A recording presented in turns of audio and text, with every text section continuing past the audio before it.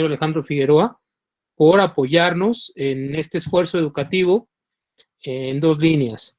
Primordialmente, hacerles llegar información importante, trascendente para la operación de sus sistemas de refrigeración, para hacerlos más seguros, y también, por supuesto, para promover el curso certificado en diseño seguro, certificación internacional del IAR, que está promoviendo IAR Capítulo México en territorio nacional. Por lo tanto, me voy a permitir compartirles mi pantalla para hacer una breve presentación de qué es el instituto, a qué se dedica, cuál es su misión. Les voy a agradecer a todos que mantengamos los micrófonos en mute. Y les recuerdo que todas sus preguntas, tanto para la presentación del IAR como para la presentación de la compañía Danfoss, las pueden anotar en el chat de esta plataforma, y al final dispondremos un momento para preguntas y respuestas, que será coordinado por nuestro vicepresidente, el ingeniero Alfredo Álvarez. Voy a compartir rápidamente algunos aspectos generales de a lo que se dedica el Instituto Internacional de Refrigeración por Amoníaco. En este caso, IAR es una sociedad técnica compuesta por miembros alrededor de todo el mundo. Estos miembros son la fuerza real de este instituto, y para cumplir la misión que tenemos como IAR de proveer educación, defensoría y normas para todo el planeta, nos dedicamos básicamente a tres cosas en específico. Escribimos normas técnicas basadas en buenas prácticas generalmente aceptadas y reconocidas por la industria de la refrigeración con amoníaco, pero no solo con amoníaco, sino refrigeración natural, en general todo lo que tiene que ver con refrigerantes naturales. Estas normas, que actualmente las tenemos en español, de la 1 a la 9, para consulta en línea para miembros del IAR, están avaladas por la Agencia Nacional de Normas Americana, el ANSI, con los procesos evidentemente rigurosos que se llevan.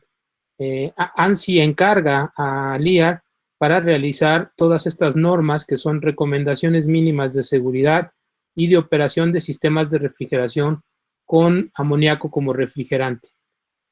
Estas normas están al servicio de la industria, IAR las pone al servicio de la industria, y evidentemente nuestros miembros pueden consultarlas en línea mediante nuestra página www.iar.org.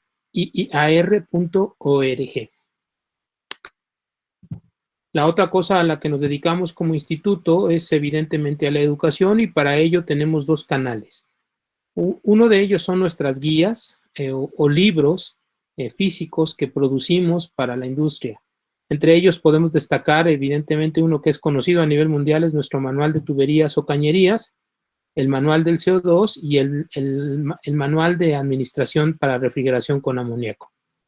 Estos libros se encuentran en nuestra librería y se pueden comprar en línea. Y la otra manera que actualmente está teniendo mucho peso es utilizar el poder de las redes para poder llegar cada vez a más personas sin necesidad de transportarnos. Nuestra Academia de Refrigerantes Naturales actualmente ofrece una serie de cursos certificados, de certificaciones internacionales con validez de 5 años en diferentes rubros. Particularmente en español, actualmente están disponibles la norma de diseño seguro, que es justamente la que se está llevando a cabo actualmente encabezada por nuestro capítulo en México. Y la otra cosa que el IAR hace a favor de la industria de la refrigeración mundial es la defensoría. ¿Qué significa esto? Significa poner al servicio de los países en donde tenemos representaciones formales esta suite de normas, este compendio de normas, para que los gobiernos las conozcan y decidan adoptarlas de manera parcial o total en pro de reglamentos nacionales de seguridad, como está sucediendo en nuestro caso más avanzado en Latinoamérica, que es el caso de Costa Rica, que por medio de nuestro aliado en ese país, que es CIEMI, el Colegio de Ingenieros Mecánicos, y el INTECO, que es el Instituto Nacional de Normas Técnicas, han adoptado actualmente prácticamente las 9 normas, y 4 de ellas ya están integrando un reglamento de seguridad que empezará a caminar en el primer trimestre de 2021. ¿Esto qué es lo que provoca? Bueno, evidentemente proteger los intereses de la industria para que esta reglamentación esté basada en un conocimiento probado, dado y ejercido ya por muchos años en los Estados Unidos y que tiene una eficiencia probada, y lo estamos llevando a países que necesitan precisamente hablar el mismo idioma en términos de seguridad y eficiencia energética. Por medio de nuestra compañía de marketing en México, la compañía Smart Marketing, les estamos haciendo llegar un PDF interactivo como este, en donde estamos promoviendo nuestro certificado internacional en línea de diseño seguro de sistemas de refrigeración con amoníaco en español, basado en nuestra norma de diseño, que es la norma IAR2 2014. Les van a hacer llegar toda la información a su correo. Evidentemente, esta es una oportunidad que IAR Capítulo México está trayendo para formar cada vez profesionales más especializados en la refrigeración industrial y particularmente en la parte del diseño seguro. Esta norma, este curso certificado abarca todos y cada uno de los componentes de un sistema de refrigeración para hacerlo seguro. Son las recomendaciones mínimas indispensables para que el sistema funcione y trabaje de forma segura a favor, evidentemente, de las organizaciones, pero también a favor de las comunidades en donde están puestas las plantas que operan con refrigerante amoníaco. Les recuerdo que el refrigerante amoníaco ha demostrado ser un refrigerante altamente eficiente, que evidentemente tiene su cuota de peligrosidad, pero que ésta se aminora significativamente cuando el sistema está bien diseñado, bien montado y bien operado. Y para todas esas partes, la capacitación que ofrece IAR para todo el mundo tiene que ver con precisamente seguridad y eficiencia energética.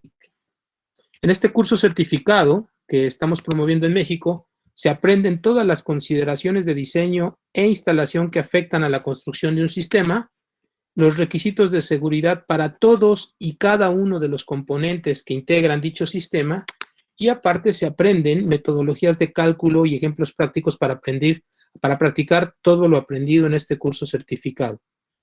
Este curso es totalmente en línea. A partir de que ustedes se inscriben, pueden tener un año para concluirlo.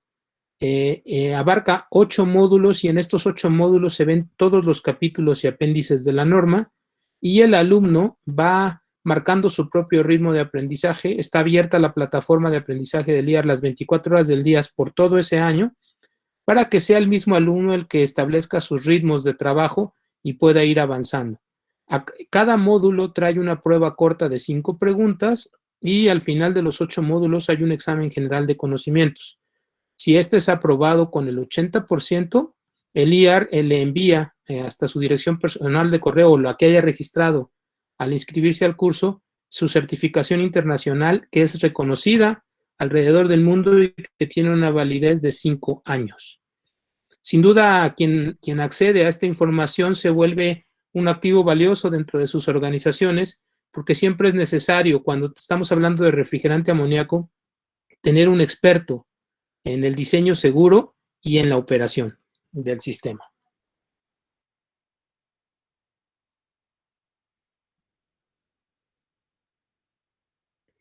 Voy a dejar de compartir pantalla para permitirle a nuestro ponente del día de hoy que pueda impartir su tema. Evidentemente, yo les voy a dejar en el chat de este webinar mi correo por si alguien tiene alguna duda.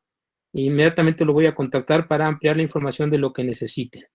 Entonces, dejo de compartir pantalla y doy la bienvenida al ingeniero Alejandro Figueroa de la compañía Danfoss, una compañía que no solo en México, sino en toda Latinoamérica y en el resto del mundo siempre está presente para apoyarnos en el avance de nuestros programas educativos. El ingeniero Alejandro Figueroa actualmente es Product Manager en refrigeración industrial, es ingeniero industrial y con un máster en administración. Tiene 6 años de experiencia como parte del equipo de Product Management de refrigeración en Danfoss, con un enfoque especial en productos de seguridad como lo son detectores de gas y válvulas de seguridad. Actualmente es responsable por la estrategia y el portafolio de productos de seguridad y otros grupos de productos en refrigeración industrial.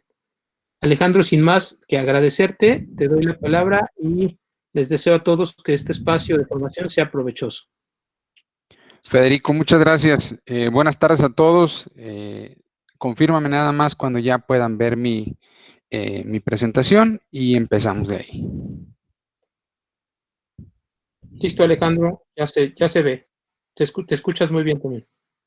Gracias, Federico. Pues buenas tardes a todos, bienvenidos. El día de hoy vamos a estar hablando de un tema bastante importante referente a la seguridad de nuestros sistemas de refrigeración y es el tema de la detección de gas enfocado obviamente a la detección de fugas que pueda haber en nuestro sistema. Nuestra charla se va a dividir en 5 partes. Primero vamos a hablar de las propiedades y los riesgos del amoníaco como refrigerante, ya que esta es la parte más básica, pero de aquí partimos para establecer o para relacionar los requerimientos que existen en cuanto a un sistema de detección y de igual manera relacionarlo con las regulaciones y con las indicaciones que hay en cuanto a estos sistemas. Muy ligado a eso, vamos a hablar de la importancia de un sistema de detección y de las ventajas de tener un sistema de detección diseñado e instalado correctamente y mantenido de acuerdo a las necesidades. Vamos a tocar un poco el tema de las regulaciones en el uso de amoníaco, esto en relación a los requerimientos para un sistema de detección de gas, tanto por parte de la industria como por parte de algunos organismos gubernamentales. En la cuarta parte vamos a hablar de algo ya más específico, de las soluciones que ofrece Danfoss en cuanto a estos sistemas de detección de nuestro portafolio de productos. Y finalmente, vamos a tocar un tema muy importante, muy relevante, porque así como es importante contar con un sistema bien diseñado, bien instalado, una parte crucial es que este sistema sea mantenido correctamente. Al final del día, un sistema de detección, los equipos que tenemos instalados son equipos de medición y esto requiere que tengan pues un mantenimiento y una calibración periódica de acuerdo a ciertos requerimientos. Pero sin más, vamos a empezar con el primer tema. Vamos a hablar del amoníaco. Yo estoy seguro que muchos de ustedes son muy familiares con el que es el refrigerante preferido en temas de refrigeración industrial. Ya lo mencionaba Federico, está comprobado las grandes propiedades que tiene en cuanto a eficiencia energética y por otro lado, la parte que tenemos siempre que cuidar es el tema de seguridad. Y eso tiene que ver con las propiedades del amoníaco como tal, el cual nos puede generar a grandes rasgos 2 tipos de riesgos cuando hablamos de concentraciones de amoníaco. Tenemos un riesgo de intoxicación a concentraciones muy bajas, es lo que lo hace particularmente peligroso, y bajo ciertas condiciones podemos tener un riesgo de inflamabilidad. Vamos a hablar un poco más a detalle de eso, eh, pero en general podemos resumir los riesgos que tenemos en estos dos y en base a eso diseñar nuestro sistema de detección para prevenir esos riesgos y cumplir con los requerimientos que tenemos de los diferentes estándares. El amoníaco es una sustancia clasificada como altamente tóxica y bajamente flamable. Siempre vamos a ver ese diamante clasificándolo así. Es irritante al contacto. Obviamente estamos hablando de un sistema que es mantenido a presión, por lo cual también tenemos un riesgo adicional, el tema de que nuestro sistema esté a presión. Es altamente tóxico y puede contaminar mantos acuíferos o terreno donde sea vertido. Son los riesgos que hay que tener muy, muy presentes. Una propiedad muy particular del amoníaco, sobre todo cuando lo comparamos con otros refrigerantes, es que el amoníaco es más ligero que el aire. Y esto significa que en caso de una fuga, ¿sí? Eventualmente el vapor o el gas va a tender a subir en el espacio en el que está.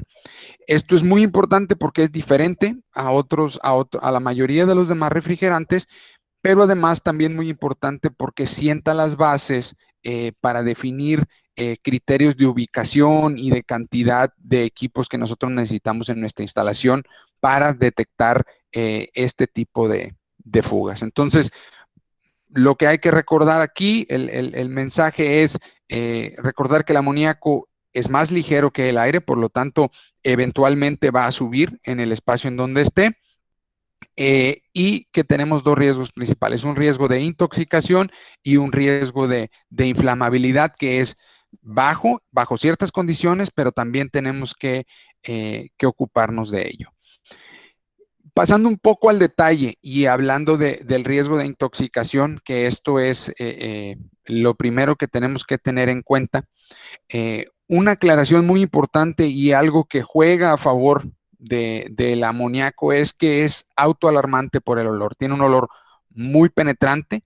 Ya dependerá de la persona y de qué tanta experiencia haya tenido con amoníaco, a qué concentraciones puede empezar a ser molesto y a qué concentraciones pueden detectarlo, pero en general se pueden detectar concentraciones tan bajas como 5 partes por millón solo con el olfato.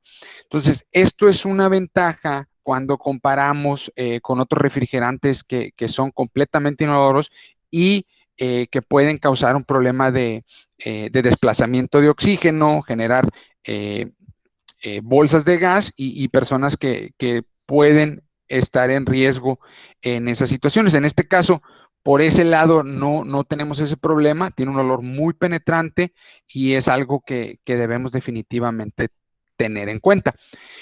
La parte que no es tan positiva es que sus límites máximos permisivos, ahorita vamos a hablar a detalle de estos 3 límites que menciono aquí, pero son muy bajos en concentración. Aquí estamos hablando del primer límite, el cual es el promedio ponderado en el tiempo, eso es lo que significa este PPT, o en inglés el TWA, el Time Weighted Average.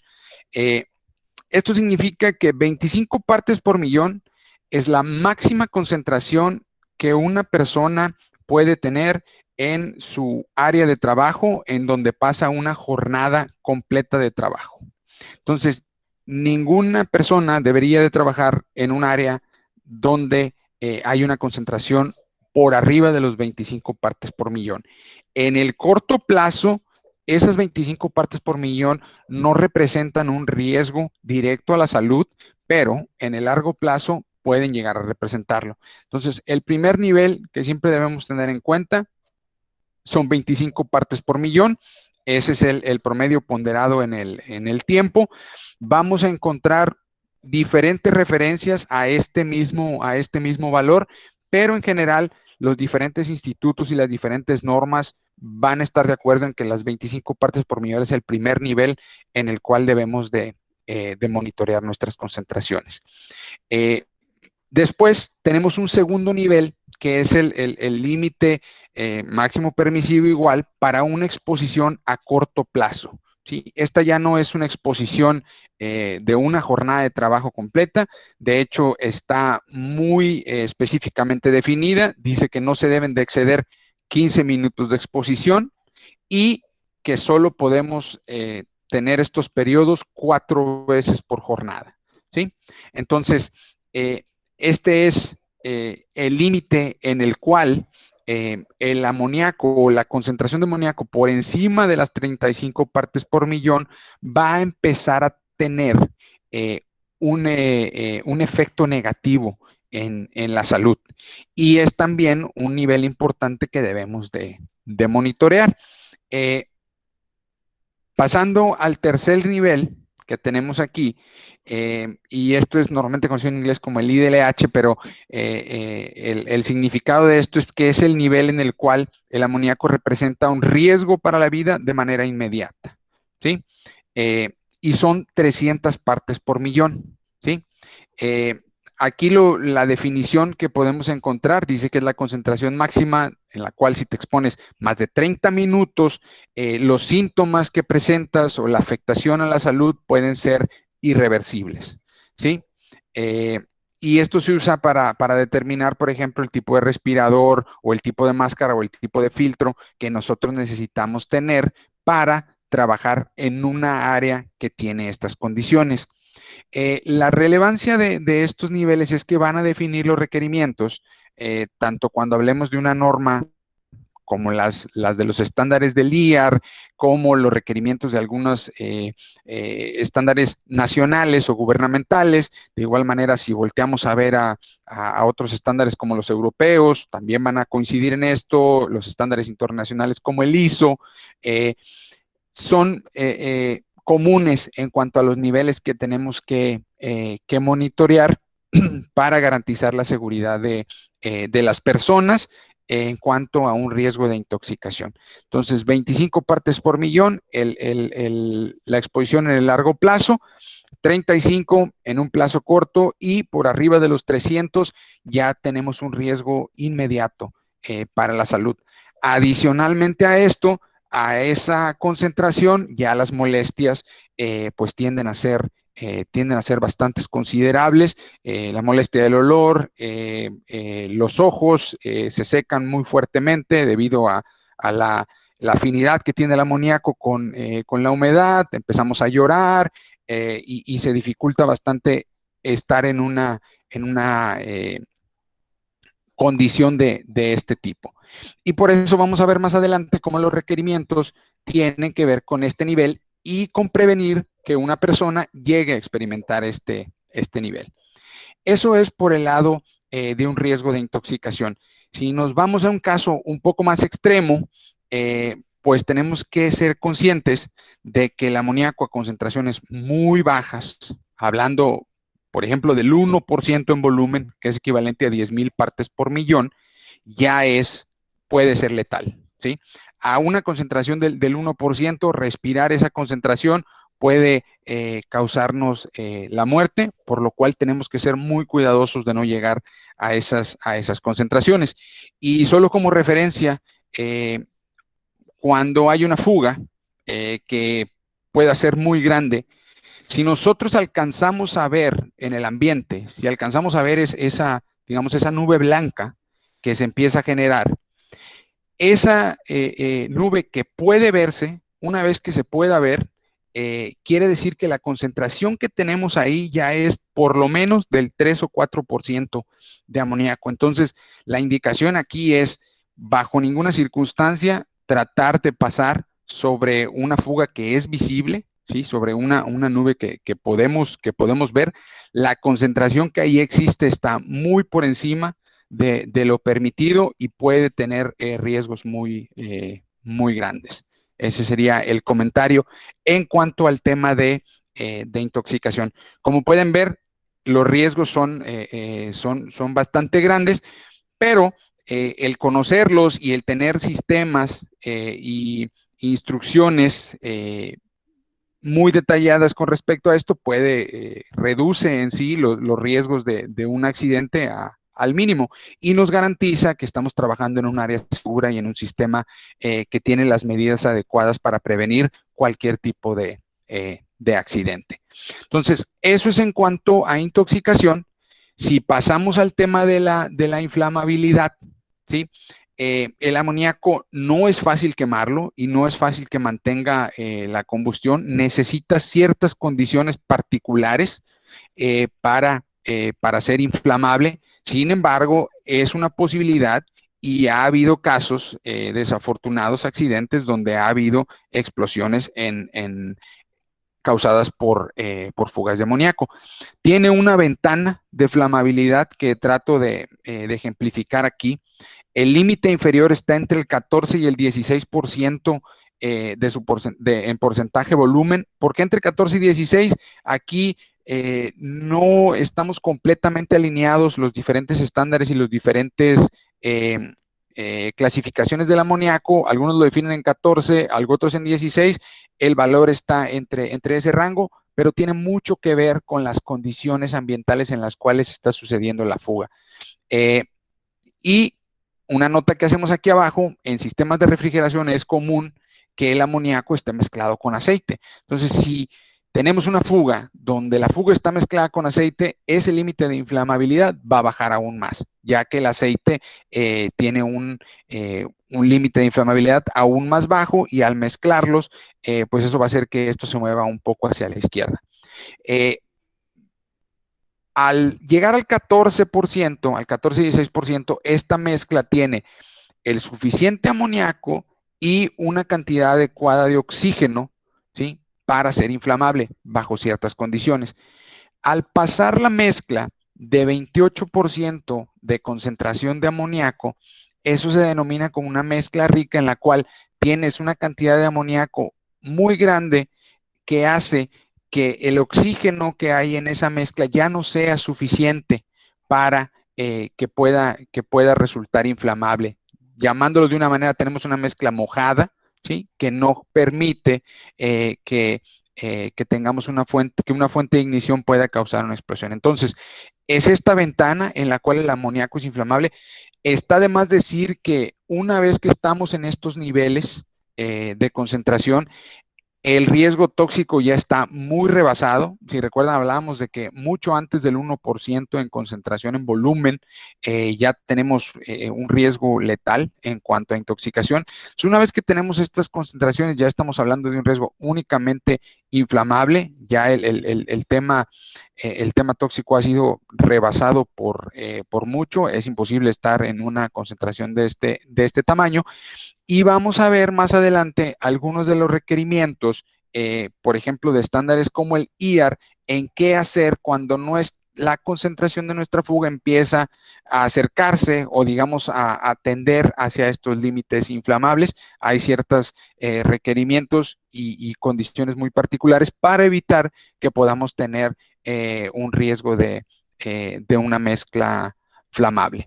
Entonces, resumiendo, antes de pasar a la siguiente parte, dos riesgos los que tenemos con el amoníaco, el de intoxicación y el de inflamabilidad, y con nuestros sistemas de detección vamos a asegurarnos que ambos dos están cubiertos, de manera que evitamos riesgos de intoxicación para nuestras personas y garantizamos la integridad de nuestro edificio, de nuestros bienes, de nuestro sistema, en caso de tener alguna fuga.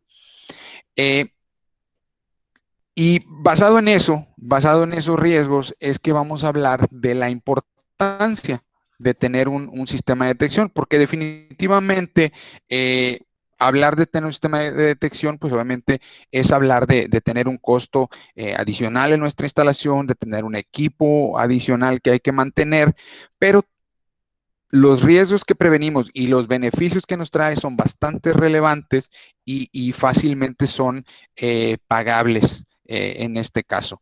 Resumiendo un poquito, hablamos previamente de los riesgos: intoxicación, contaminación, en caso de fugas de amoníaco que puedan alcanzar mantos acuíferos o este tipo de cosas, y el de inflamabilidad. Y lo que nos da un sistema de detección de fugas de refrigerante, y por lo cual es muy importante tener uno, pues lo más importante, lo primero, es la seguridad y la prevención de riesgos.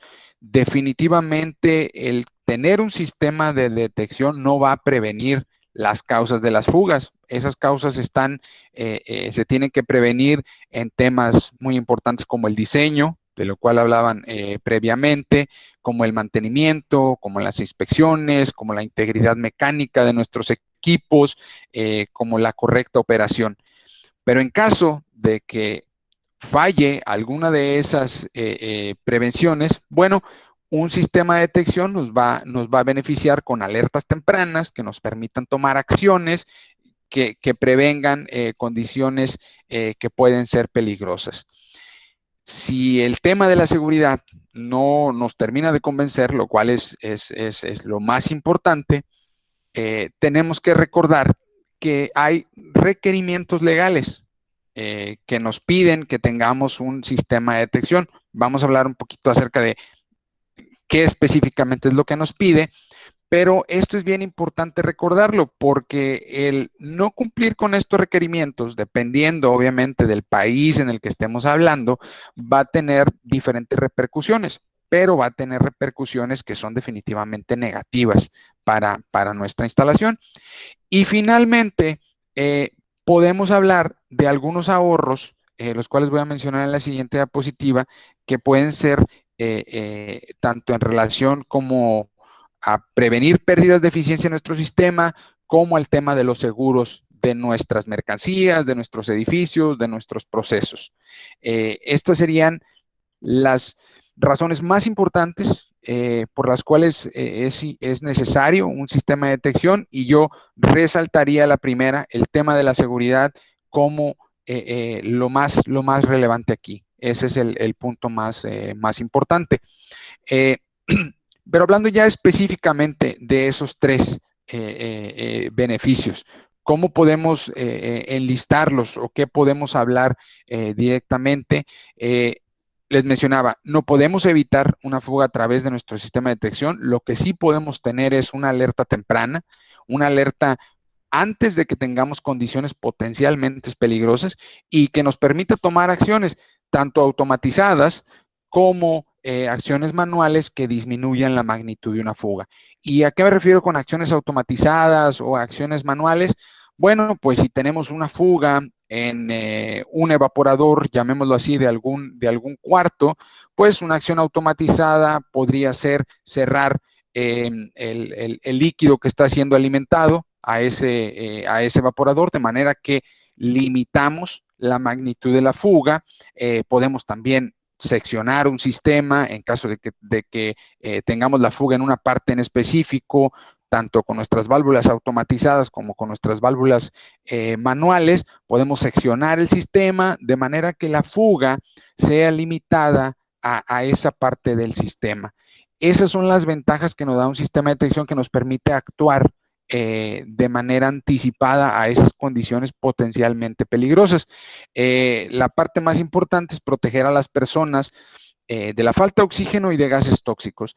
En este momento estamos hablando muy específico de amoníaco, entonces es el tema de gases tóxicos. Pero cuando hablamos de otros refrigerantes, como el CO2, como algunos freones, también es muy importante tomar en cuenta la falta de oxígeno, porque si bien esos refrigerantes no son tóxicos en concentraciones bajas o no son tóxicos completamente, su riesgo viene por el desplazamiento que hacen del oxígeno. Entonces, si bien sí no son directamente tóxicos, nos van a quitar el oxígeno que podemos respirar, y esto pues también es el mismo riesgo al final del día, puede ser unas condiciones extremadamente peligrosas, una área de este tipo. Nos ayuda también a proteger los productos de contaminación, y aquí me refiero, en muchos casos estamos hablando de la industria alimenticia, los procesos que tenemos, los productos que procesamos están muy relacionados a la industria alimenticia, donde tenemos estándares que nos previenen o nos prohíben tener esos productos en contacto con ciertas sustancias. El amoníaco en grandes concentraciones o una fuga grande puede definitivamente contaminar un stock de algún producto, y pues definitivamente, dependiendo de qué estemos hablando, pero el costo que puede haber en ese producto puede ser bastante elevado, y algo que queremos definitivamente prevenir. Después hay una mención de la eficiencia energética, y aquí hay que ser claros que no es porque tengamos un sistema de detección, pues esto nos va a mejorar la eficiencia energética del sistema. No es por ese lado. El punto aquí de la eficiencia energética es hablando de la carga óptima de refrigerante que debemos tener en un sistema, y el hecho de que al empezar a perder carga, sobre todo si esto pasa desapercibido, lo cual puede pasar especialmente en refrigerantes que no es posible olerlos, el sistema va perdiendo su capacidad de enfriamiento conforme va perdiendo esa carga óptima, y puede tener diferentes impactos, pero obviamente el impacto más grande es un punto en el cual la carga sea tan baja que no alcance a darme la capacidad de refrigeración que yo requiero para mis procesos, y obviamente ahí el impacto económico pues es bastante grande, ¿verdad? Y no es algo muy raro que esto suceda, sobre todo en sistemas con freones, en sistemas pequeños, donde descubren que el sistema está perdiendo carga únicamente cuando la carga que tiene ya no es suficiente para entregar su capacidad de refrigeración. Adicional al tema de una pérdida en la eficiencia por estar trabajando con una carga por debajo de la carga óptima que tiene que tener este sistema. Entonces, hay un tema también aquí económico en el cual no nos ayuda a mejorarlo, nos ayuda a garantizar que se mantiene en las condiciones óptimas en las cuales el sistema fue diseñado.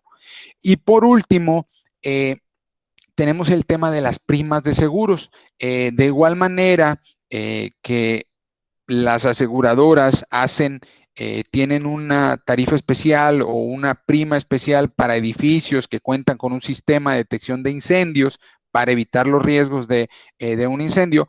También los existe para el tema de los sistemas de refrigeración con amoníaco o con otros gases que pueden resultar peligrosos, ¿sí? En los casos donde se cuenta con un sistema de detección y con las acciones, tanto automatizadas como manuales, definidas de qué hacer en un caso de una fuga, las primas que pagamos por estos seguros tienden a reducir sus costos, ya que en la evaluación de riesgos, pues el riesgo va a ser menor y la mitigación es más probable. Entonces, puntos bastante importantes que recordar. A veces pasamos por alto estos beneficios, los damos por hecho, pero fácilmente justifican la inversión que hacemos en un sistema de detección y sobre todo en mantener un sistema de detección funcionando. Y a veces cuando hablamos de un sistema de detección de gas puede sonar algo un poco complicado, pero en realidad no lo tiene que ser. Un sistema de detección de gas puede consistir tanto de uno o varios dispositivos cuyo único propósito, único objetivo es detectar la presencia de ese refrigerante. En este caso estamos hablando de amoníaco. Pueden ser sistemas independientes, sobre todo cuando tenemos una cantidad pequeña de refrigerante, cuando tenemos un espacio pequeño en donde está confinado. O pueden ser sistemas centralizados donde todos nuestros diferentes sensores reportan a un sistema central y desde ahí se toman las decisiones tanto automatizadas como manuales en cuanto a la contención.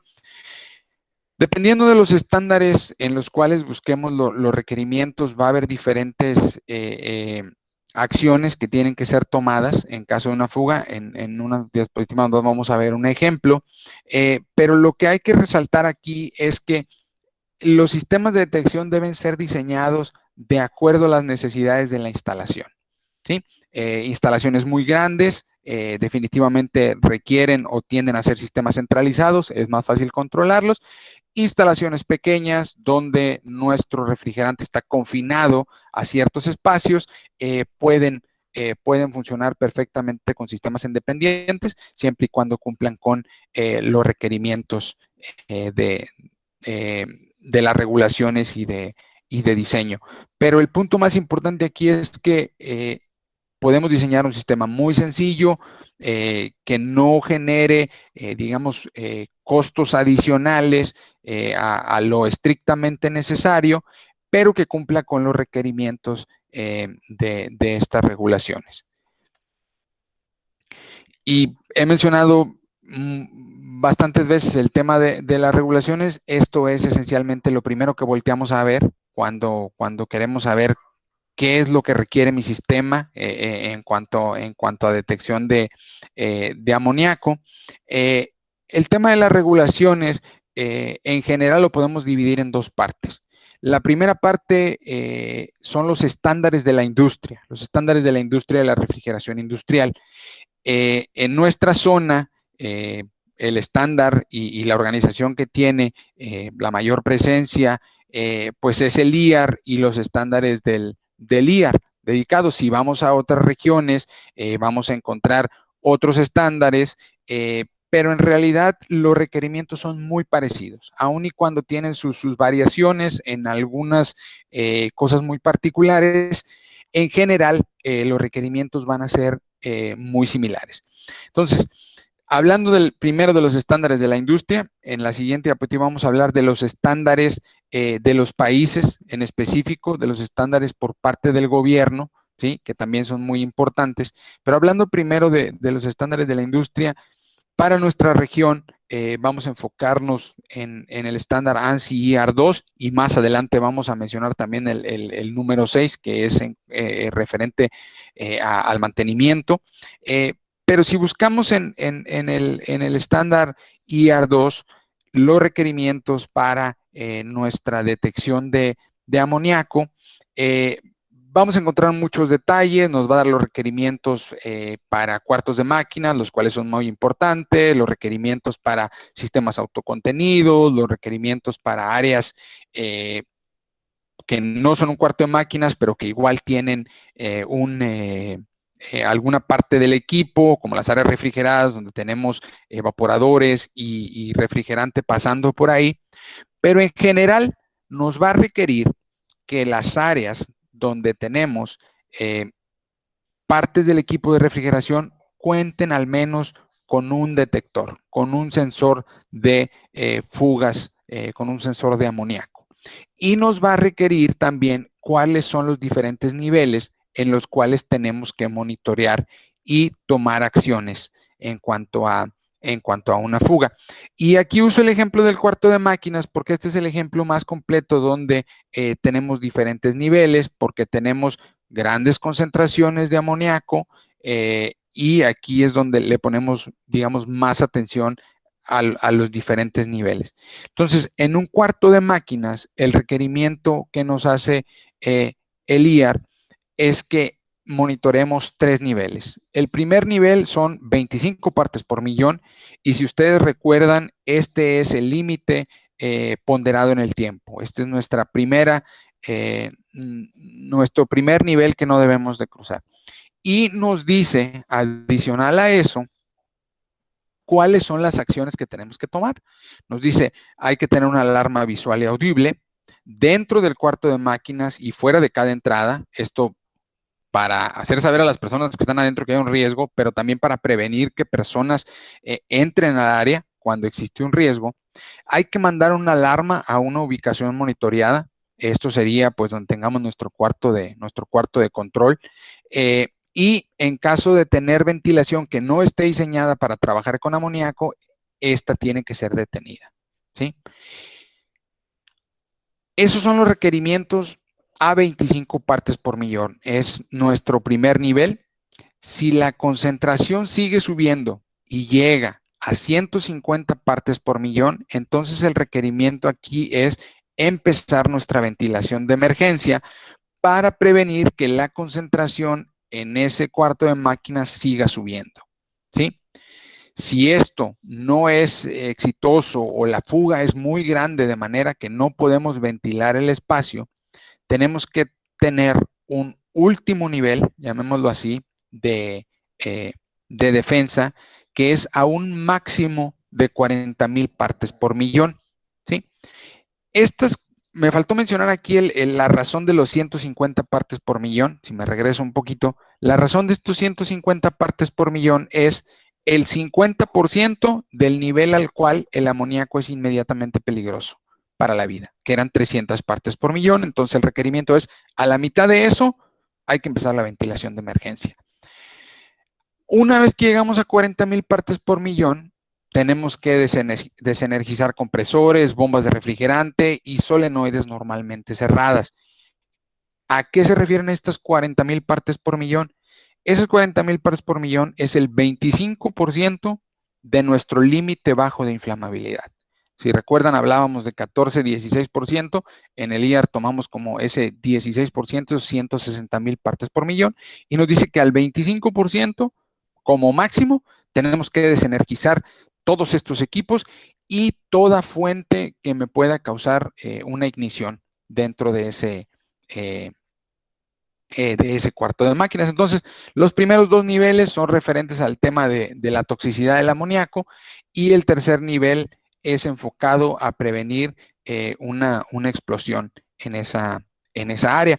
Si volteamos a ver estándares como los de ISO o como el N378 en Europa, vamos a encontrar exactamente los mismos niveles y requerimientos muy, muy similares a esto. Al final del día, pues el amoníaco es igual en todos lados y los riesgos que representan pues también son iguales, ¿verdad? Entonces hay un consenso en cuanto a los niveles y en cuanto a cómo debe de tratarse.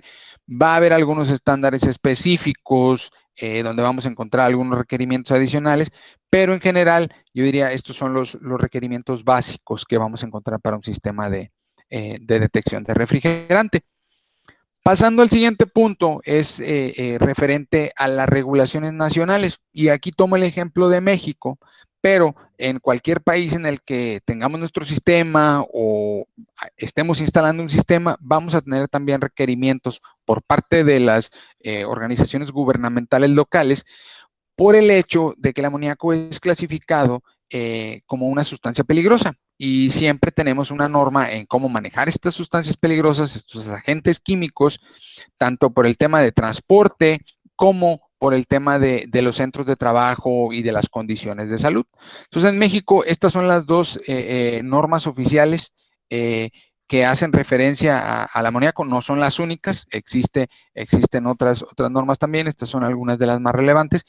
Y lo que podemos encontrar ahí son niveles muy similares o de manera iguales a los que ya habíamos discutido previamente, ¿verdad? 25 partes por millón, el límite ponderado en el tiempo, y 35 partes por millón la exposición al corto plazo.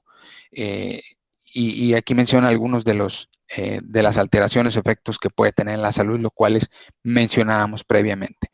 Pero en general vamos a encontrar que los requerimientos de estos organismos nacionales están muy alineados con los que ya ha definido la industria, porque pues están basados en un análisis de riesgos similares. Pero siempre es importante tener la certeza de ambos requerimientos.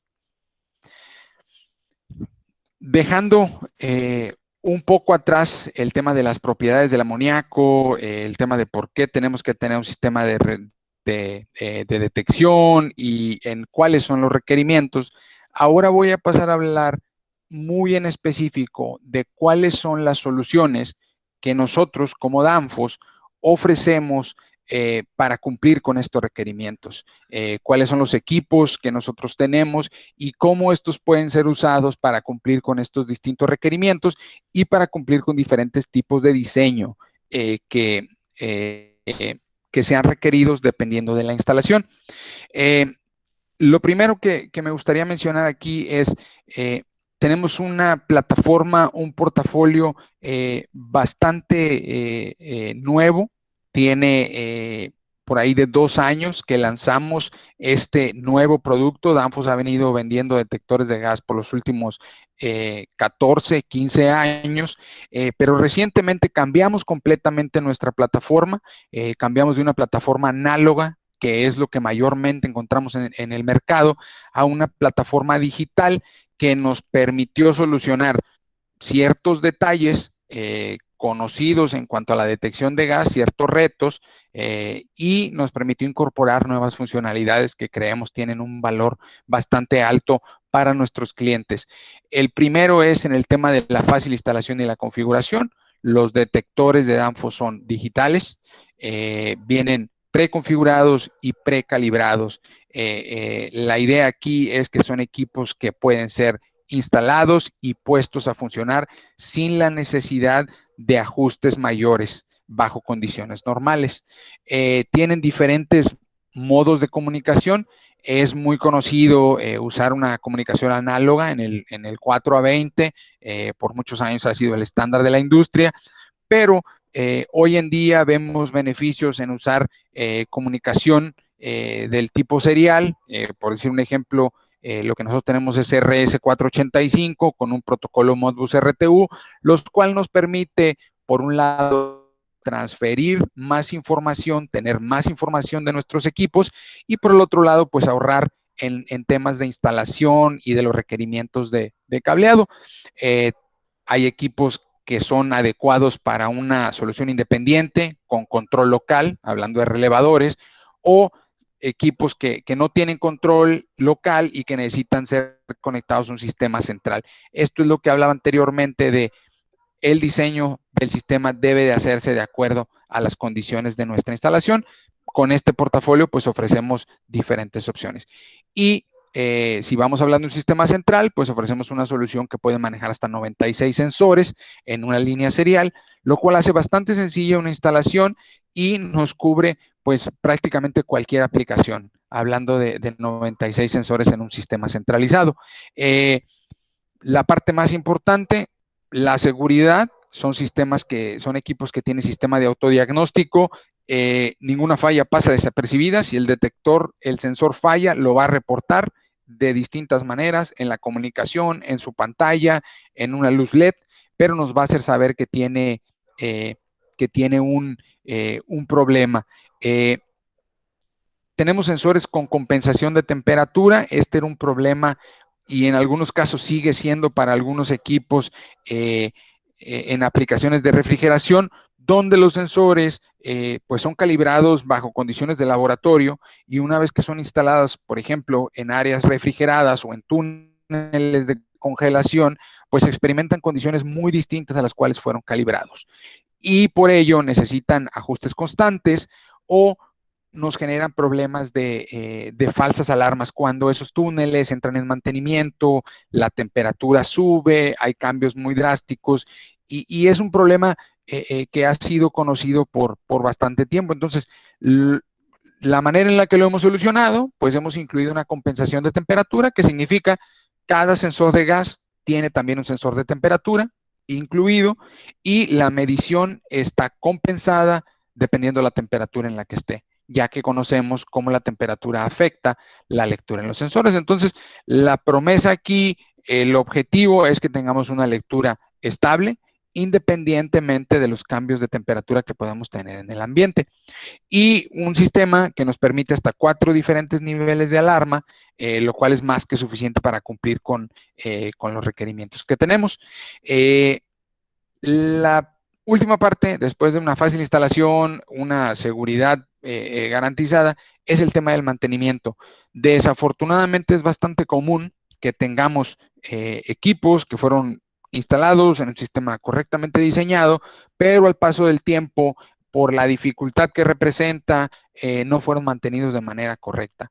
Les mencionaba yo anteriormente, estos equipos son equipos de medición, por lo cual necesitan una calibración en ciertos periodos de tiempo. Entonces, lo que hicimos en esta parte fue simplificar esos procedimientos de calibración en la medida de lo posible. Adicional a eso, para instalaciones o clientes que prefieren no calibrar los equipos, ofrecemos sensores de reemplazo precalibrados con un certificado, lo cual significa que si yo no quiero entrar a todo este rollo de calibrar mis equipos, comprar mi gas de calibración, llevar a un técnico o tener un técnico dedicado a esto, puedo simplemente comprar el sensor de reemplazo, que es solo la cabeza del sensor. Más adelante vamos a ver un ejemplo, reemplazarlo y prácticamente tengo un sensor nuevo que viene calibrado de fábrica. Entonces tengo dos opciones: calibro o reemplazo la cabeza del sensor. Como los sensores y estos detectores son ahora digitales, podemos evitar el uso o no requerimos el uso de multímetros o de ajustes en potenciómetros. Entonces, a grandes rasgos, ¿cómo hacemos una calibración en un equipo análogo? Pues tenemos que conectarnos con un amperímetro, ver cuál es la salida que me está dando, exponerlo a un gas, calcular cuál es la salida que me tiene que dar con ese gas en el 4A20 y luego con un desarmador empezar a ajustar un potenciómetro, ¿sí? Esto se vuelve bastante complicado, sobre todo si consideramos que lo estamos haciendo arriba de una escalera o arriba en un equipo en altura y estamos cargando el gas, traemos el multímetro y todavía estamos ajustando ese potenciómetro. Entonces, el cambio aquí es una calibración que se hace a través ya sea de la pantalla del detector, a través de los botones o a través de una herramienta de servicio que se conecta al detector y es un procedimiento en el software, ¿verdad? No evitamos la necesidad de gas de calibración, eso sigue siendo igual, pero el tema de ajustar los potenciómetros, de estar midiendo con mi amperímetro, eso ya no es necesario. Y finalmente, todos los detectores tienen un conteo de los días que han estado en operación. De manera que si por alguna razón se nos pasa que tenían que ser calibrados después de cierto periodo, cuando el detector cumpla esos días, nos va a mandar una señal y nos va a hacer saber que necesita una calibración. Entonces también algo bastante importante que nos hace más fácil el mantener un sistema de detección. Esto es un ejemplo de cómo se divide nuestra plataforma. El mensaje aquí es, si bien el amoníaco es el gas más preponderante en refrigeración industrial, tenemos una plataforma, un portafolio muy completo para amoníaco, también tenemos detectores para CO2, para freones, como los llamamos, para refrigerantes fluorados de diferentes tipos y también para hidrocarburos que empiezan a tomar relevancia en cuanto a su uso. Y tenemos 3 diferentes plataformas con una cantidad mayor de modelos, pero a grandes rasgos tenemos una plataforma básica, sin relevadores, sin pantalla. Este es un sensor, le podemos agregar una luz y un zumbador para una alerta local, pero el trabajo de este es conectarse a un sistema central, ya sea un controlador dedicado a la detección de gas o a un PLC para estarle dando los niveles de concentración del refrigerante. No tiene opciones de control local. Tenemos una plataforma premium en la cual ya incluimos opciones de control local, tiene relevadores integrados, de manera que cualquiera de estos detectores, que algunos tienen pantalla, otros tienen sensores remotos, tenemos uno que tiene una batería integrada en caso de que pierda corriente.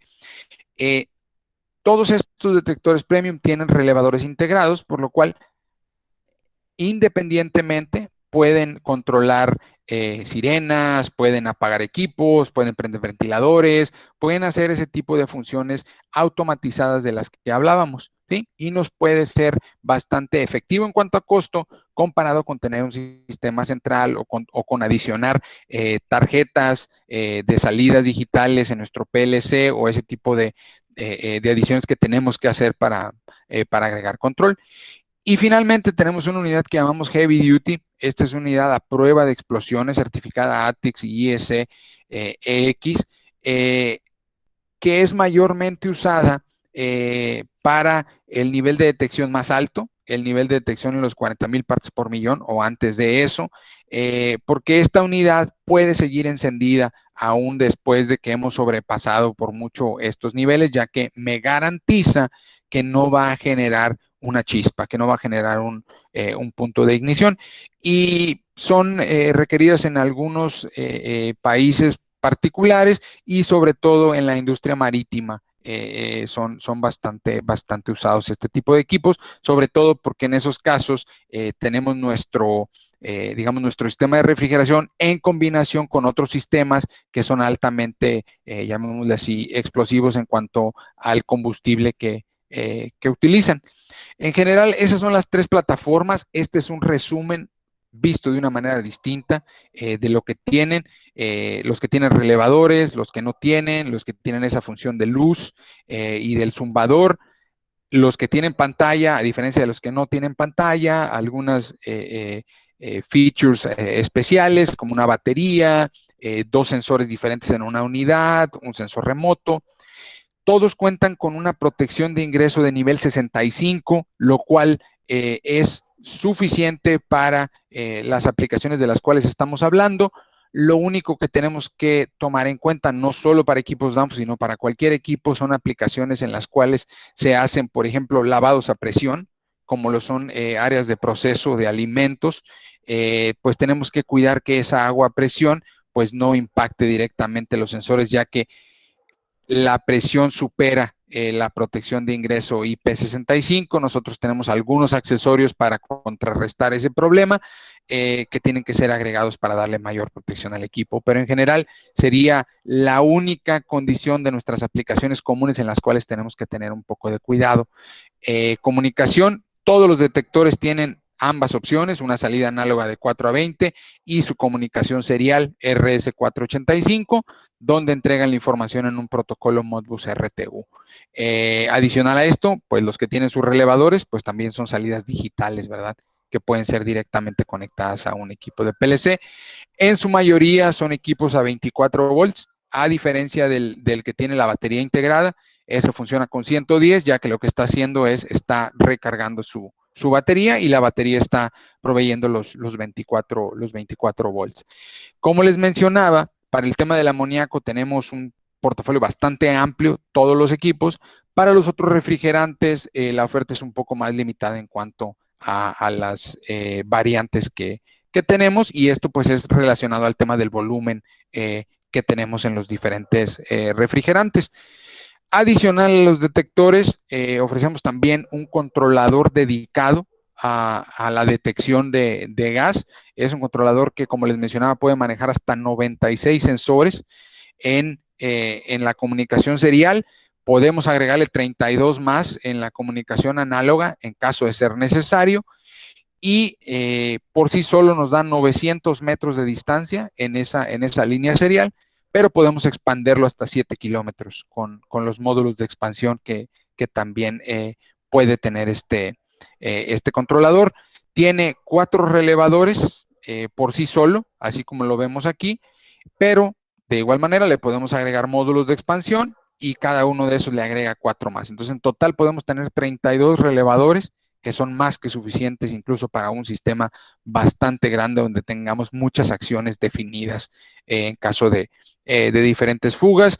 Tiene un LCD, una pantalla donde podemos ver las concentraciones de todos los 96 puntos, podemos ver las condiciones de alarma, de errores, los requerimientos de mantenimiento, bastante completo y específicamente diseñado para la detección de gas. Entonces, se ajusta muy bien a las necesidades de un sistema independiente, y de aquí podríamos incluso comunicarlo a un PLC para tener toda la información en nuestro sistema central. Ya dejando un poquito el específico del portafolio de productos, las siguientes 2, 3 diapositivas es en cuanto a cómo diseñamos un sistema en el tema de la comunicación y de las opciones de control. Y esto es importante porque va a tener un impacto bastante relevante en cuánto va a costar su sistema, ¿sí? Y es lo que hacía énfasis anteriormente, de ajustar las necesidades de nuestro sistema a el sistema que vamos a instalar, ¿sí? Que sean compatibles, ¿verdad? Que no paguemos por funciones que no necesitamos en nuestro sistema. Y en general podemos dividir la configuración de nuestro sistema en 3 diferentes bloques. Ya dentro de ellos podríamos tener variaciones, pero podríamos dividirlo en estos 3 diferentes. Podemos tener un control y monitoreo central en donde nuestros detectores, ¿sí?, nuestros sensores, reportan las concentraciones a un control central. Esto puede ser el controlador Danfoss o puede ser un PLC, ¿sí?, estándar. Y ese controlador es el que va a tener la lógica de decir, pasando cierto nivel, yo tengo que activar ciertos dispositivos de emergencia, tengo que apagar esto, prender lo otro. Esto sería un control y monitoreo central. Tenemos otra opción, y esta es la que mencionaba, que puede ser apropiada para sistemas más pequeños, ¿sí? Podemos tener detectores independientes con un control local. Y si estamos hablando de un pequeño cuarto de máquinas donde tenemos todo el amoníaco confinado ahí, porque tenemos un refrigerante secundario o algo de este tipo, pues podemos tener un par de equipos que nos cubren las áreas y tienen directamente el control de dispositivos de emergencia con los relevadores integrados que tienen, o pueden también avisar a esa ubicación centralizada a través de una luz, a través de una sirena, y nos van a ahorrar, pues obviamente, mucho en cuanto a un sistema central y a todo el diseño de una integración a un sistema centralizado. Y finalmente podemos tener una combinación de los dos anteriores, donde tenemos control local, de manera que los detectores están teniendo el control de los dispositivos de emergencia, pero están también conectados a un monitoreo central. Y en este caso hace mucho sentido, no solo con un controlador, sino cuando los conectamos a nuestro PLC. Los detectores controlan mis dispositivos de emergencia en las áreas en donde están instalados, pero de igual manera reportan al PLC central qué es lo que está sucediendo en esas áreas. Si se sobrepasó el nivel, si se activaron los diferentes dispositivos, y el PLC puede tener la visibilidad de esto sin necesidad de tener el control. Y esto obviamente me puede generar ahorros en el tema de que no tengo que tener módulos adicionales de salidas digitales en mi PLC para hacer estos controles, ¿verdad? Los pueden hacer directamente los detectores. El cableado es mucho más sencillo, ya que esta comunicación pues, puede ser básicamente un RS485, un serial, que son pues 2 cables que van a ir por los detectores y de regreso al PLC central. Entonces, diferentes opciones que tenemos, muy importante analizarlas y decidir cuál es la que se acomoda a nuestras necesidades. Y en esta siguiente diapositiva, un resumen de cuáles son las ventajas y desventajas, los puntos más importantes de esas diferentes opciones de comunicación. Les mencionaba anteriormente, la comunicación análoga es bastante común, es un estándar, digamos, muy usado en la industria, el 4 a 20 miliamperes. La ventaja es que es muy conocido por casi todos, ¿verdad? Son muy familiares con los requerimientos y las limitaciones. Las desventajas, bueno, tenemos extenso cableado porque cada uno de los detectores tiene que tener un circuito independiente de regreso al control central. Solo transmite una señal, de manera que esta señal es el nivel de partes por millón, no me transmite información adicional, y pues me requiere el uso de múltiples entradas análogas en mi control central, ¿verdad? Aquí cada uno de los equipos va a necesitar una entrada, y eso pues normalmente genera un costo, ¿verdad? Esos módulos. La segunda opción que tenemos es una comunicación digital, lo cual les comentaba que se está volviendo una práctica más común por los beneficios que tiene. En este caso es una comunicación en serie, es una guirnalda que pasa por todos los detectores, lo cual me genera, bajo la mayoría de las condiciones, un ahorro de cableado, ¿sí? Porque es una sola línea. Me da la posibilidad de transmitir datos en lugar de transmitir una señal. Y eso es importante en equipos digitales como estos, donde el detector puede proveer información adicional a la concentración de partes por millón. El detector puede decirnos si hay una alarma activada, si tiene un error, si tiene una necesidad de mantenimiento, cuántos días ha estado operando, la temperatura a la que está. Esa información puede ser transmitida a través del RS485 y puede tener un uso muy positivo en nuestro control central para garantizar que el sistema de detección está funcionando de manera adecuada.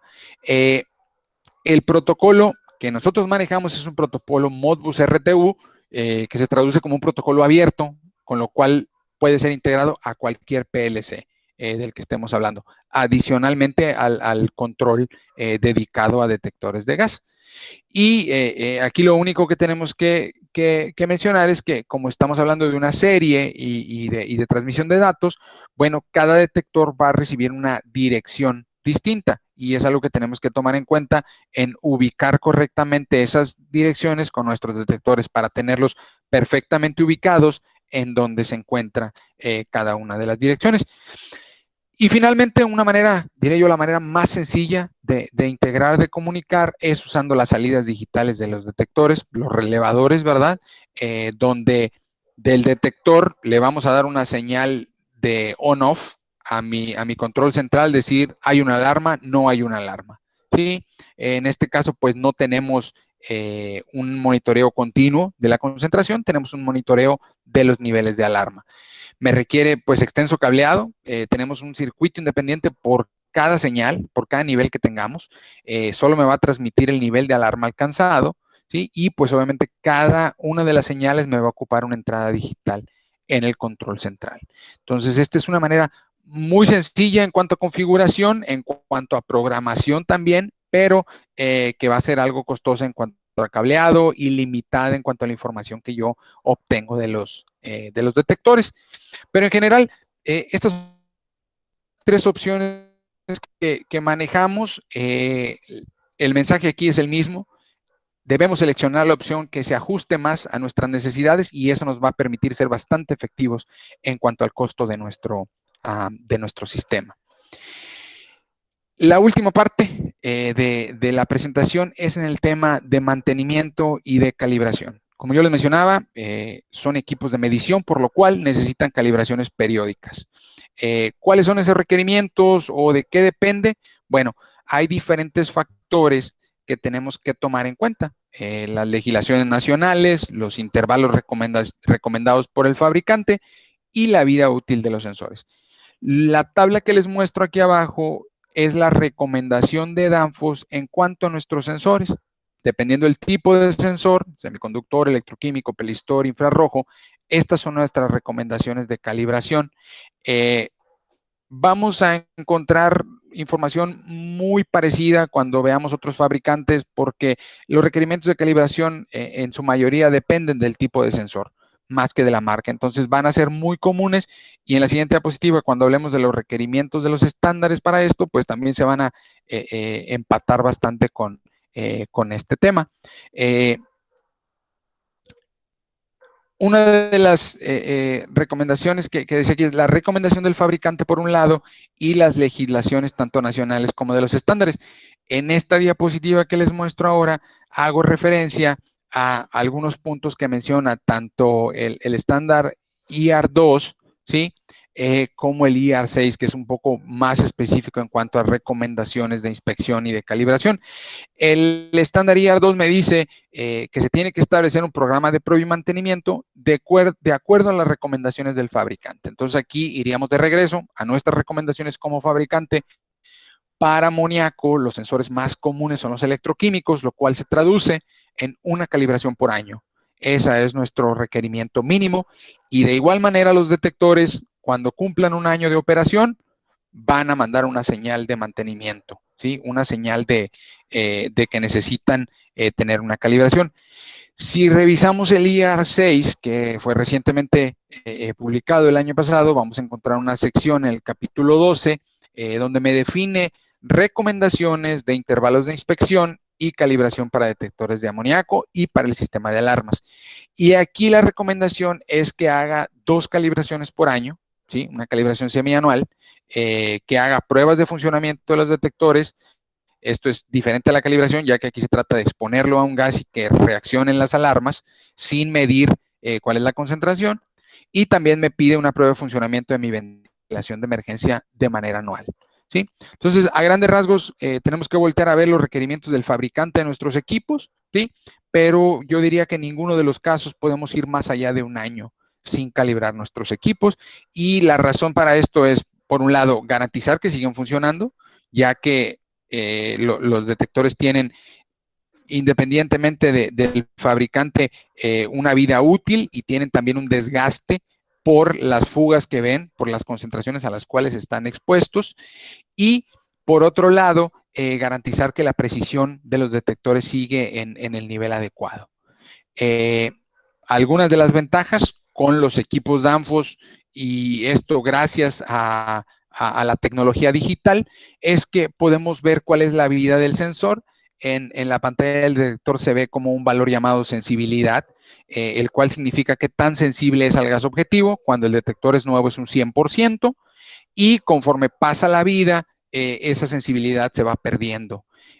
Cada vez que calibramos el detector, nos va a actualizar ese valor de sensibilidad, de manera que vamos a poder estar monitoreando cómo va la vida de nuestros sensores y vamos a evitar cambiar sensores antes de que hayan terminado su vida, solo basado en el tiempo, porque sabemos que los detectores pueden tener una vida, hablando de electroquímicos, de entre 2 y 4 años, dependiendo de las condiciones en las cuales están instalados. Entonces, esto nos da una indicación bastante precisa de cuándo tenemos que cambiar nuestros detectores.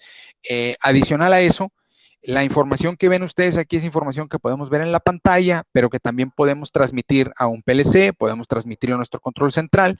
Nos dice cuántos días ha estado operando, ¿sí? Cuántos días le faltan para su próxima calibración, para su próximo mantenimiento y cuántas calibraciones ha tenido en su vida. Información bastante relevante cuando queremos darle un seguimiento a nuestros equipos y nos libera de estar haciendo otro tipo de seguimientos, ¿verdad? Otro tipo de herramienta donde tengamos que estar registrando toda esta información. Aquí podemos tenerlo directamente de los equipos. ¿Cuáles son los procedimientos para calibración de nuestros equipos? Ya les hablé un poquito de esto anteriormente. Tenemos dos opciones. Uno es reemplazar la cabeza del sensor, ¿sí? La cual viene ya con un certificado de fábrica. Simplemente removemos la cabeza anterior, ponemos la nueva, va a entrar en un proceso de calentamiento y empieza a contar sus días de operación. Y la segunda opción es calibrar con un gas patrón, ¿sí? Exponemos el detector a un gas y le decimos que se ajuste a esa calibración, a esa concentración, perdón, y es lo que va a hacer el detector. Esto es un ejemplo del procedimiento que hay que seguir para reemplazar la cabeza del sensor. Como pueden ver, es muy sencillo. Es desconectar la cabeza anterior del sensor a reemplazar. Hay un errorcito aquí. Y conectar la nueva. Una vez que desconectemos, el LED del detector va a cambiar a amarillo y nos va a decir que hay un error de comunicación. ¿Por qué? Pues porque perdió la comunicación con su sensor. No tiene un sensor, tiene su sistema de autodiagnóstico, entonces inmediatamente va a decir aquí ya no estoy leyendo. Cuando conectemos el nuevo sensor, va a entrar en un proceso de calentamiento que dura 3 minutos y al finalizarlo, el LED va a volver a verde y me va a empezar a dar una lectura de concentración. Si por algún error yo instalé un sensor incorrecto, un sensor que no funcionaba, pues ese LED nunca va a volver a verde. Se me va a quedar en amarillo y me va a seguir mostrando cuál es el error de ese sensor. De esta manera garantizamos que el reemplazo es seguro y que nos va a dar la confirmación de que fue hecho de manera correcta. Si lo que queremos es calibrar con gas, les mencionaba que ya no requerimos amperímetro ni ajuste de potenciómetros, ¿sí? Lo que necesitamos es una interfaz con el detector. Y esa interfaz es, pues, su pantalla, los detectores que ya tienen pantalla, puede ser directamente, y los detectores que no tienen pantalla, tenemos una herramienta de servicio que a grandes rasgos podríamos definirla como un display portátil. Lo conectamos a cualquier equipo y desde ahí hacemos tanto ajustes como calibraciones.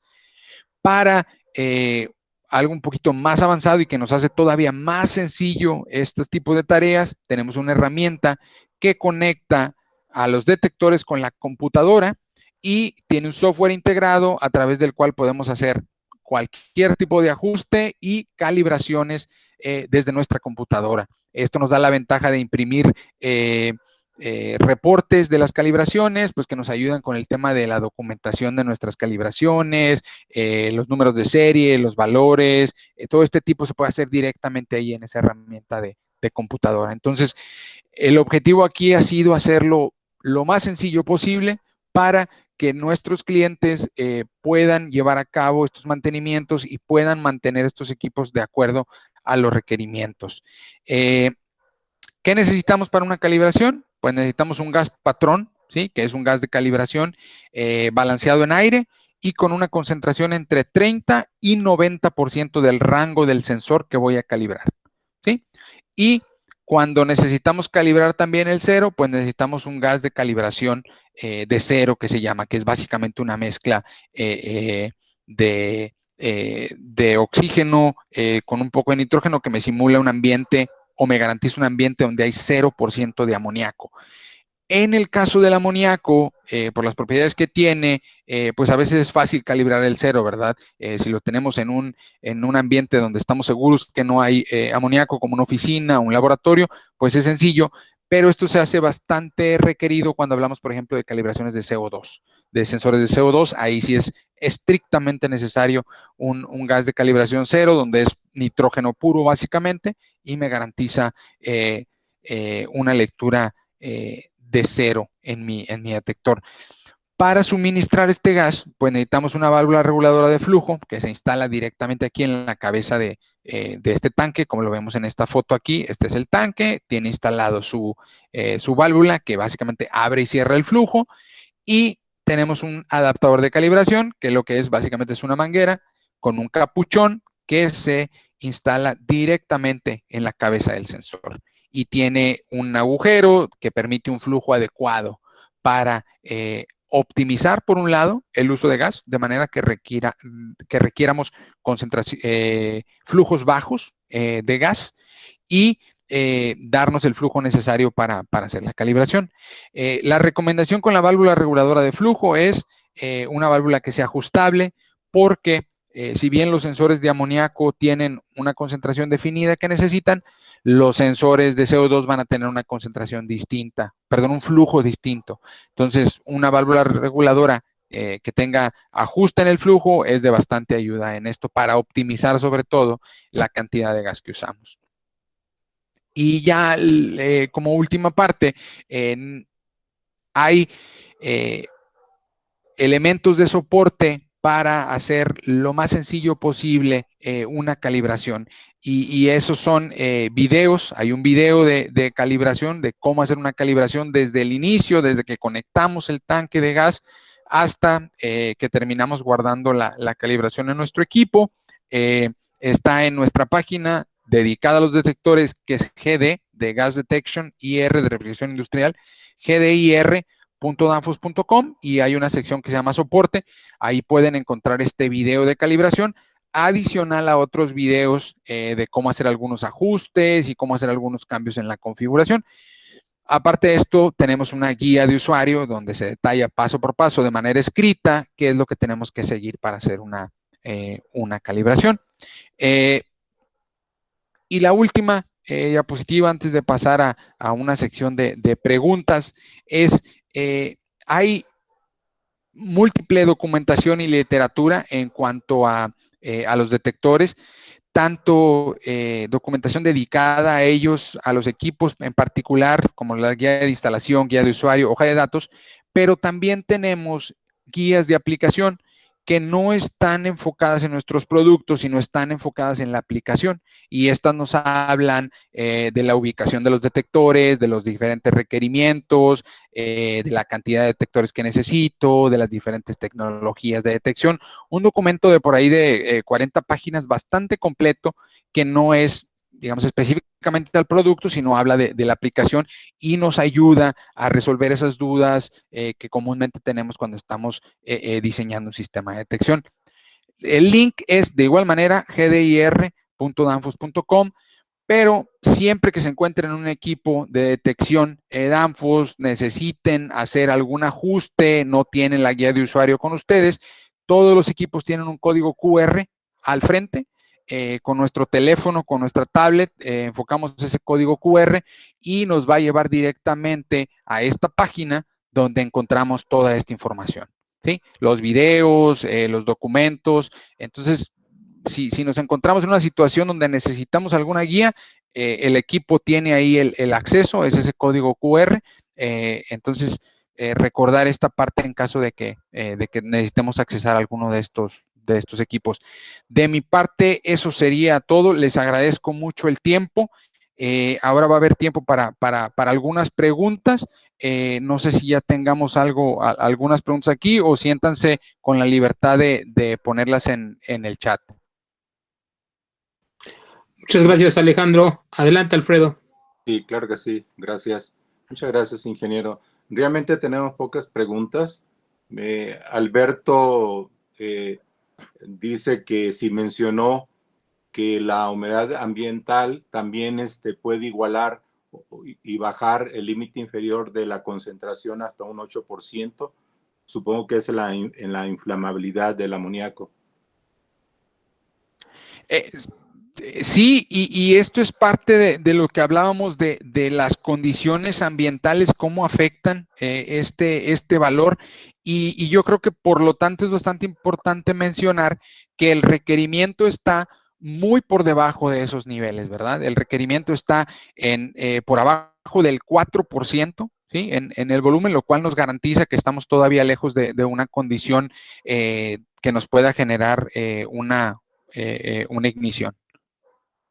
Ok.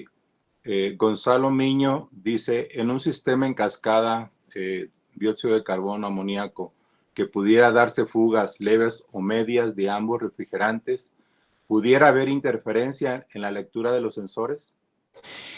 Sí pudiera haber si utilizamos tecnologías que tienen, llamémosle, una sensibilidad cruzada. Lo que nosotros hemos hecho como Danfoss y la mayoría de los fabricantes es que para la detección de CO2 hemos dedicado sensores infrarrojos que no tienen esa sensibilidad cruzada con el amoníaco, de manera que garantizamos que no haya esas interferencias. Entonces, lo único que habría que tomar en cuenta es qué tecnología está siendo usada, ¿sí? Para garantizar que no haya una sensibilidad cruzada. Pero por lo general no es un problema, ya que usamos diferentes tipos de sensores. Ok. Ernesto González hace una pregunta, pero creo que ya la contestó con las últimas diapositivas sobre la periodicidad en la calibración de sensores.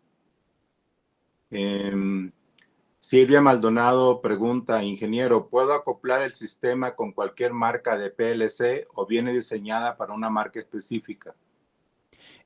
No, el sistema puede ser acoplado a cualquier marca de PLC. Esa es la intención de haber escogido un protocolo de comunicación abierto, Modbus RTU, siempre y cuando el PLC tenga pues un módulo de comunicación RS485, vamos a poder comunicarlo con ese PLC, o en caso de que no lo tenga, pues vamos a usar ahí un módem o un coupler para ajustar eso. Ok. Telésforo Bello pregunta si ustedes venden el kit completo de calibración. En el caso de los equipos que mencionaba para calibración, mencioné 3 elementos: el gas de calibración, la válvula reguladora y el adaptador de calibración. Danfoss, lo que nosotros proveemos es el adaptador de calibración. Lo que se refiere al gas de calibración y a la válvula reguladora, esos son equipos que nosotros no proveemos. Hay empresas dedicadas especialmente a este tema de los gases, y nuestro único requerimiento es que sea balanceado en aire y que tenga una concentración entre el 30 y el 90% del rango. Ok.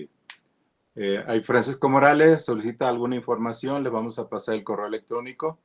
Y pues son todas las preguntas, ingeniero. Muchas gracias. Felicidades. Adelante, Federico, con el cierre. Muchas gracias, Alfredo. Pues nuevamente agradeciendo a la compañía Danfoss. Alejandro, muchísimas gracias. Ha sido una charla muy interesante. Evidentemente, creo que van a surgirte más preguntas. En cualquier momento que nos lleguen, nosotros te las vamos a canalizar. Claro, Federico, muchas gracias por la oportunidad y a todos muchas gracias por el tiempo. Te voy a pedir de favor si dejamos de compartir pantalla porque tengo que cerrar informando cuándo es el siguiente evento. Voy a publicar la... Listo, ahí debes de tenerla de regreso. Muchas gracias.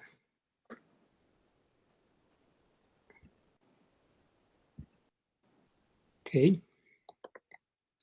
Bien, pues para cerrar, nada más se les informa que el siguiente webinar organizado por el capítulo IER México es el 3 de diciembre del ingeniero Cristian Ali Muñoz de la compañía AVE. El tema es cómo se relaciona el balance de materia y energía con el diseño seguro de sistemas de refrigeración por amoníaco, acorde a ANSI IR2.